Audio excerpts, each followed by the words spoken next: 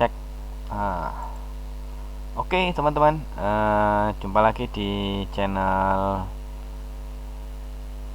tutorial saya ya, tutorial komputer. Oke, kali ini saya akan membagikan informasi aja ya tentang sebelum merakit komputer itu apa aja yang perlu kita siapkan gitu. Maksudnya part-partnya ya, bukan ini ya. Kalau toolnya yang pasti jelas Openg, baut, scrub dan macam-macam itu kan. Maksudnya kan sini uh, hal-hal pokok yang harus disiapkan ya, yang harus dimiliki ya, harus beli kan. Yang pertama pasti harus ada monitornya kan kalau komputer kan.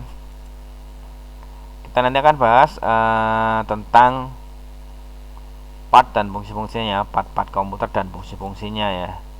Ya nggak terlalu detail banget lah. Yang penting basically paham ini untuk apa dan bagusnya bagaimana gitu kan. Yang pertama sebelum kita merakit PC atau komputer tuh tentukan dulu kita ingin komputer untuk apa gitu kan. Seperti apa komputer, untuk gaming atau untuk desain grafis atau untuk biasa artinya cuma untuk browsing internet, ketik-ketik Microsoft Office itu semacam ini ya, untuk pengetikan, untuk ya semacam olah matematika ya, kayak akuntansi, Excel kayak gitu kan. Jadi nggak perlu spek yang tinggi untuk browsing dan untuk operasi kantoran biasa gitu. Kita perlu spesifikasi yang tinggi kalau kita akan membangun komputer untuk desain atau komputer untuk gaming yang besar ya. Terus oke, jadi kita perlu spek yang tinggi kalau kita untuk desain grafis dan gaming-gaming yang ini ya, gaming-gaming yang spek tinggi ya. Oke, langsung saja ini untuk tutorial pemula, jadi yang udah expert jangan ini ya. Yang expert itu ya nanti bahasanya beda, ya bahas yang lain-lain. Jadi yang kita perlukan ya sama kayak kemarin sih, ini untuk secara luarnya seperti ini kan. Terus secara dalaman CPU dan macam-macam itu kan seperti ini nih. Yang pertama kita harus punya monitor dulu ya. Monitor ya buat ini, buat nampilin kita apa yang mau kita edit gitu. Yang pertama itu. Terus ini aja bagian utamanya. Pertama ada casing ya. Casing ini perlu nggak perlu sih, tapi tetap harus ada casingnya kan. Kalau nggak ada casingnya nanti ribet nanti. Terserah mau casing apa, mau casing bikin sendiri atau mau casing custom bikin sendiri atau beli yang udah jadi dari yang murah sampai mahal. Nah, casing ini biasanya ada seperangkat dengan power supply-nya. Di sini sebenarnya biasanya udah ada power supply-nya kalau casing ya. Kalau ini belum ada ya. Setelah casingnya fungsinya untuk wadah bagi komponen-komponen yang akan kita rakit di sini nanti ya. Terus apa ya? Ini nanti dulu aja power supply dulu ya, setelah casing ya itu power supply. Power supply itu ya ini casing ya, casing gini aja deh biar enak ya. Ini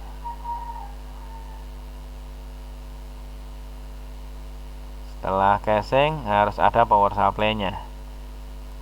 Power supply itu kayak apa loh? Power supply nanti bisa taruh dalam sini, terus yang menuju ke colokan listrik. Nih, power supply seperti ini ya. Jadi ini nanti masuk ke listrik, satu ini dibagi ke komponen-komponen yang ada di casing. Ya banyak pilihan juga, tergantung mau yang bagus, mau yang murah, mau berapa watt itu kan, tergantung kemampuan aja ya. Jadi ukur kemampuannya dulu sebelum ini ya, kira-kira aku mau bikin PC dengan budget berapa sih gitu kan. Misalkan 10 juta, 5 juta, 3 juta, biasa aja, terserah ya, pilihan di tangan Anda sendiri gitu kan. setelah power supply adalah motherboard. Motherboard ini fungsinya ya apa ya? Ya tempat meletakkan prosesor, meletakkan macam-macam yang lainnya itu nanti terkoneksi ke sini. Jadi kayak power supply nanti masuk ke sini. Jadi power supply tadi masuknya ke motherboard, dia untuk sebagai sumber energi, sumber listrik bagi semuanya. Dimasuk ke motherboard terus bagi-bagi. Setelah motherboard itu ini prosesor ya. Prosesor itu seperti ini. Nanti dia dipasang di motherboard di sini nih. Jadi kalau mau beli motherboard sama prosesor ini harus jadi ini ya, prosesor nanti diletakkan di sini nih. Jadi sebelum beli ini nanti ini dulu cek dulu nanti buat misalkan motherboard ini cocoknya untuk prosesor apa. Prosesor itu ada dua, Intel dan AMD ya. Dan nanti motherboard itu juga cocok-cocokan, artinya untuk motherboard prosesor apa, AMD apa Intel gitu kan. Ya bedanya mungkin di kaki-kakinya, sama mungkin kalau hal-hal yang rumit ya nggak terlalu paham sih AMD untuk lebih ke apa, Intel lebih ke apa gitu kan. Tapi kebanyakan di sini pada Intel ya. AMD bagus juga tapi di hal-hal tertentu gitu kan. Nanti di sini prosesornya ya, yang terpenting adalah nanya dulu sama yang jualan gitu kan, sama penjualnya. Ini board ini aku mau pakai prosesor Intel, nanti boardnya yang mana gitu. Intel berapa, Intel apa berapa, core berapa, nanti boardnya apa kayak gitu kan. Saya juga nggak hafal seperti itu kan, suruh ngafalin nggak hafal. Nanti tanya ke penjualnya atau ke googling biasanya. Kalau prosesor tingkatnya ini nanti pakainya board ini mereknya apa, dari sini tipenya apa, nanti nggak beli gitu kan. Setelah prosesor kita ke RAM, random access memory ya. Ini tugasnya ya menyimpan data berbagai proses ya. Dia tuh makin besar dia makin bagus, makin cepat gitu kan. Terus aku hampir lupa tadi ya, ternyata apa ya, ternyata jadi untuk RAM ini dan prosesor ini makin tinggi tingkatannya makin bagus lah. Artinya itu ada semacam kelas-kelas ya, dari clocknya mungkin ya berapa ada kecepatan, ada ketingkatan kecepatan di sini ya. Misalnya makin tinggi juga makin bagus. Seperti RAM itu, RAM makin besar juga makin bagus itu. Prosesor makin tinggi tingkatannya makin besar clocknya, itu juga makin bagus. Misalnya Core i5 dengan Core i7 gitu kan ya, lebih bagus i7 gitu kan. Setelah RAM itu apalagi nih? Setelah RAM adalah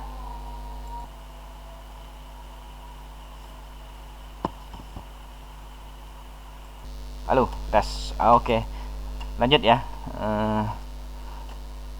RAM ya, sampai RAM ya, makin besar makin bagus ya, makin cepat prosesnya ya. Tapi tetap aja harus menyesuaikan dengan part yang lainnya. Misal harddisknya berapa, itunya berapa. Sekarang ini yang pokok-pokok dulu aja. Ini udah ada RAM, terus harddisk ya. Harddisk ini apa nih? Harddisk ini ya tempat untuk menyimpan data-data, menyimpan file, menginstal aplikasi ya di harddisk ini. Jadi tanpa harddisk juga nggak bisa ya. Sekarang ada yang baru tuh SSD, solid state drive ya. Dia tuh lebih cepat, entah 10 kali, 100 kali atau berapa kali. Pokoknya kalau pakai SSD makin cepat banget dibanding dengan harddisk, beda banget. Dan mempercepat komputer salah satunya adalah paling jitu adalah mengganti ini ya, harddisk dengan SSD ini ya. Ini aku sendiri ngerasain ya. Dulu laptop aku tuh lemot banget, putingnya lama banget. Aku langsung ngebut ya, putingnya ngebut pas startupnya tuh ngebut ya. Harddisk ini pokoknya ini ya, kalau bisa ya paling besar 500 gigaan lah, atau 500 giga atau enggak 1 tera lah, bagus lah. Ini makin luas itu makin bagus lah dalamnya. Yang diperhatikan kan ada ukuran kecepatannya juga nanti ya, berapa ribu kali per second atau berapa, kalian aja. Ini apa nih? Ini monitor ya. Oh, monitor tadi udah ya. Ini monitor untuk menampilkan data-datanya kan. Ini pasti udah pada tahu ya. Harddisk sudah, monitor udah. Terus selanjutnya ini hal-hal yang ini VGA ini opsional ya. Kalau untuk game-game besar atau untuk desain grafis yang berat itu dianjurkan pakai VGA, kartu VGA ya, nanti ditancap di motherboardnya. Jadi dia itu memperkuat grafiknya ya, jadi dia makin besar juga makin bagus gitu kan. Setelah VGA ini sebenarnya opsional, sebenarnya sebagian besar motherboard itu udah punya VGA di sana. Ini nggak terlalu butuh ya kalau untuk cuman komputer browsing atau apa yang sembarang gitu ya. Setelah itu kita kembali ke komponen yang nggak terlalu ini ya, penyerta ya, sebenarnya penting juga sih. Ada komponen yang bukan prosesor kan, tadi kan masuk dalam CPU, masuk dalam casing ya.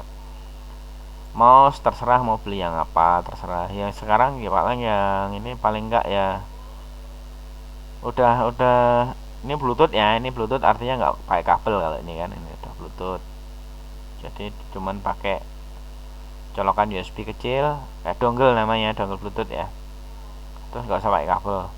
Ada yang pakai kabel, sekarang pilih yang USB ya, jangan yang bundar itu ya. Kalau USB kan bisa untuk di laptop tuh, kalau yang bundar cuma untuk di PC itu kadang-kadang udah nggak ada gitu kan, nggak kepake.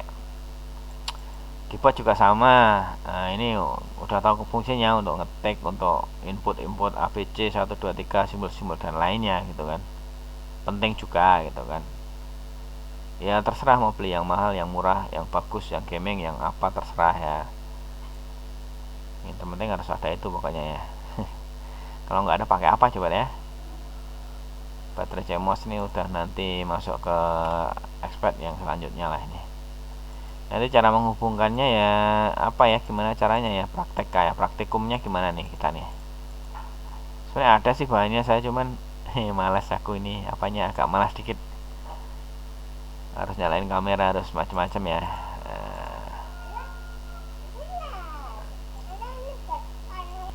Ya masalah cara merakitnya ya, pokoknya jangan masukin dulu casing ya, taruh dulu di luar itu kan, boardnya dulu dilihat-lihat dulu kan. Terus buat sama power supply dulu nih. Ini konektor ini konekin ke konektor power supply di sini nih. Nah, biar sini kan, lihat ini konektornya kan. Ini nanti 1 2 kan berjajar di sini ya, ke sini. Terus setelah itu nih harddisk pakai kabelnya, kabel SATA atau kabel SATA ya, taruh di konektor SATA yang mana nih, ini sini. Apalagi ya, RAM. RAM tadi kan bentuk panjang nih, RAM ini kan, RAM ini di sini, di slot-slot ini ya. Terus yang ini untuk card VGA yang kayak gini masangnya di sini. Jadi nanti dia keluar ke sini, keluar dari casing, keluar casing gitu kan. Ini udah ada sound cardnya nih, tinggal colokin untuk ini. Prosesornya di sini, prosesornya ini pasangnya di sini. Udah tinggal kabel-kabel untuk on off-nya di sini ya, kabel on off macam-macam, USB di sini ya, VGA di sini. Oke, ini dasar aja dulu ya, jangan rumit-rumit lah. Nanti ada panduannya juga kok, misalnya beli board, beli apa macam-macam loh. Oke ya teman-teman ya, sampai di sini dulu. Sampai jumpa di video selanjutnya. Stop.